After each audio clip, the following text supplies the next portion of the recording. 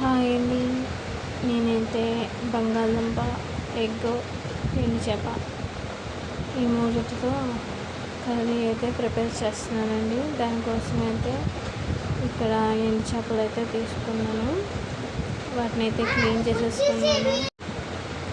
తర్వాత ఏమో ఒక 5 ఎగ్స్ అయితే తీసుకున్నానండి. వాటిని కూడా ఉడకబెట్టేసుకొని దాని తొక్క అయితే తీసేసాను. ఇక్కడ 2 పెద్ద సైజు ఉల్లిపాయలు, బంగాళదుంపలు అయితే నేను ఉడకబెట్టుకున్నానండి. ముందుగానే కొంచెం సేపు బాయిల్ చేసి తీసానండి బంగాళదుంప ముక్కల్ని.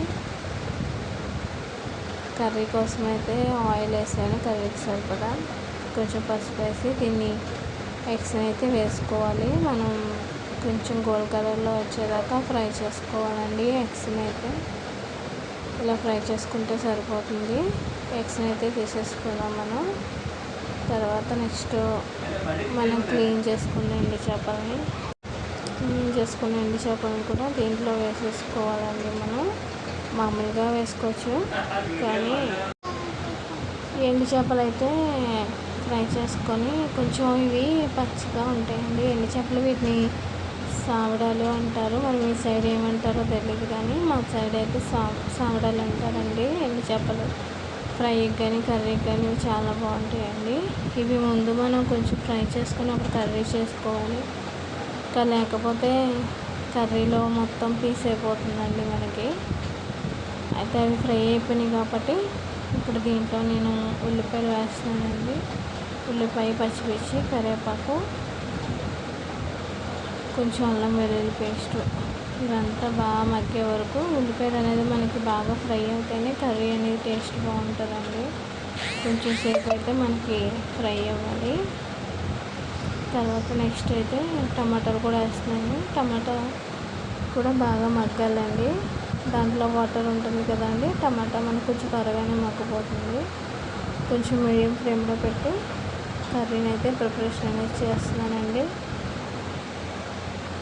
మనకి టమాటా కూడా బాగా మగ్గిపోయింది ఫ్రెండ్స్. ఇలా అయితే సరిపోతుందండి మనకి. ఇప్పుడు దీంట్లో నేను ఆల్రెడీ బంగాళదుంపల్ని బాయిల్ చేసుకున్నానండి. ఎక్కువ టైం పట్టదండి కర్రీ అనేది, ఎందుకంటే బంగాళదుంపలు అనేది ముందుగానే నేను బాయిల్ చేసేసుకున్నాను కాబట్టి మనకి కర్రీ చాలా త్వరగానే అయిపోతుందండి.